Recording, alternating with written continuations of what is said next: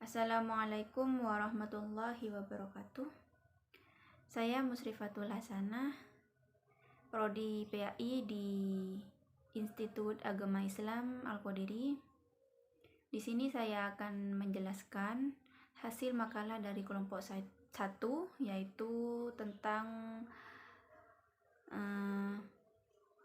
sejarah dan turunnya Al-Quran. Materi Ulumul Quran yang diampu oleh Bapak dosen Bapak Fikri Farihin MPDI. Untuk pembahasannya pertama yaitu pengertian Al-Quran. Ada beberapa pendapat para ulama yang menerangkan pengertian Al-Quran secara bahasa. Yang pertama Al-Hiyani, wafat 355 Hijriah. Dan kebanyakan ulama mengatakan bahwa Al-Quran itu adalah lafal masdar yang semakna dengan lafal qiraatan. Ikut wazan fu'lanah yang diambil dari lafal qiraah yaqra'u qiraatan, dan seperti lafal syakaroh sukronah dan wafaroh ufronah dengan arti kumpul atau menjadi satu.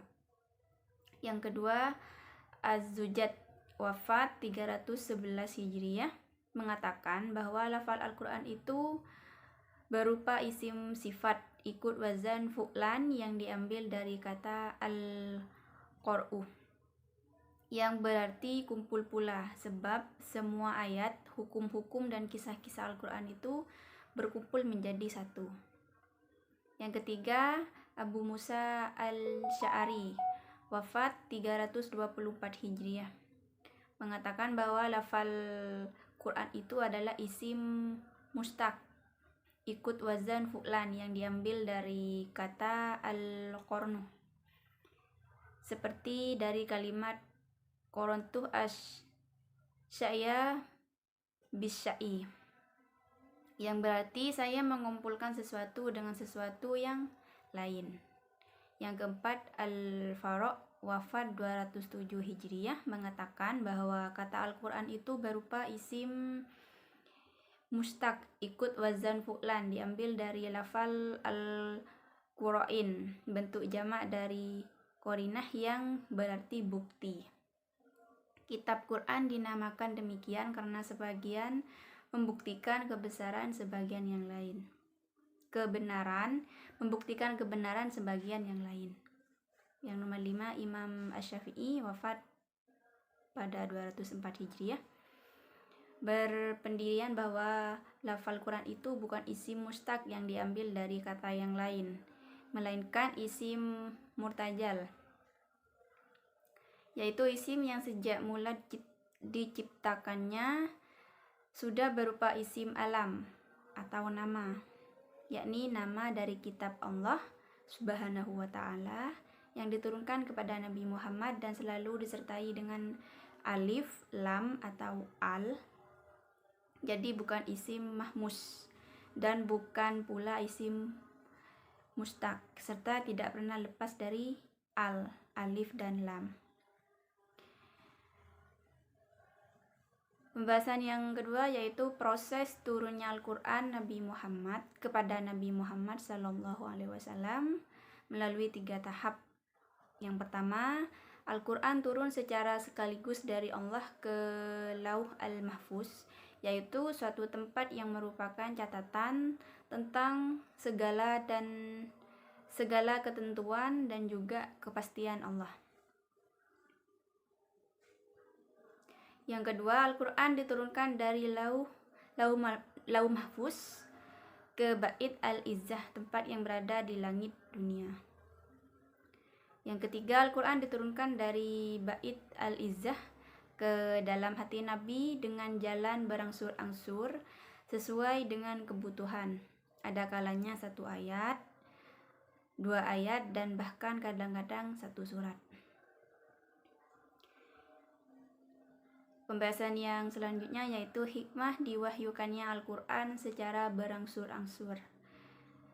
Ada 5 hikmah. Yang pertama, memantapkan hati Nabi. Yang kedua, menentang dan melemahkan para penentang Al-Quran. Ketiga, memudahkan untuk dihafal dan dipahami. Yang keempat, mengikuti setiap kejadian yang karenanya ayat-ayat Al-Quran turun dan melakukan penahapan dalam penetapan syariat. Yang kelima, membuktikan dengan pasti bahwa Al-Quran turun dari Allah yang Maha Bijaksana. Selanjutnya, pengumpulan Al-Quran, Jam' Al-Quran. Ada dua proses. Yang pertama, proses penghafalan Al-Quran. Yang kedua, proses penulisan Al-Quran. Nah, dari proses penulisan Al-Quran ini ada 3 tahap. Yang pertama pada masa Nabi, yang kedua pada masa Khulafaur Rasyidin. Khulafaur Rasyidin ini ada 2 tahap juga.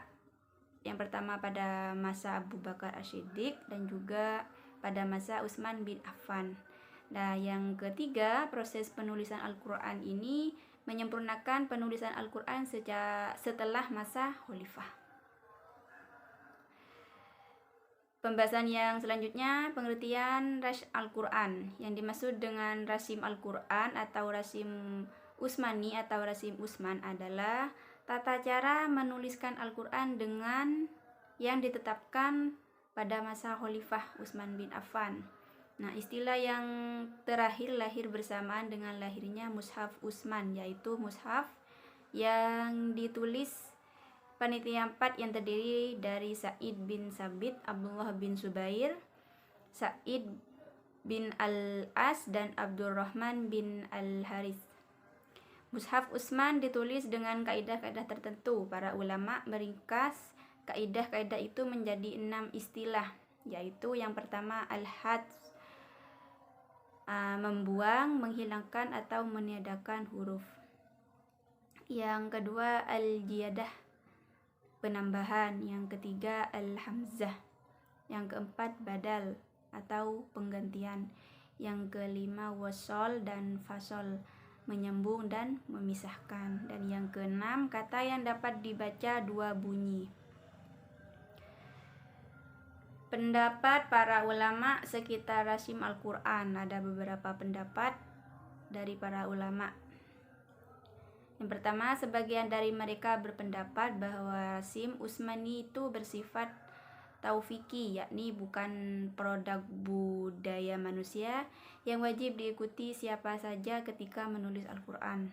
Yang kedua, sebagian besar ulama berpendapat bahwa Rasim Utsman bukan taufiki, tetapi merupakan kesepakatan cara penulisan atau istilah yang disetujui Utsman dan diterima umat, sehingga wajib diikuti dan ditaati siapapun yang menulis Al-Quran. Dan yang terakhir, sebagian dari mereka berpendapat bahwa Rasim Utsmani bukanlah taufiki.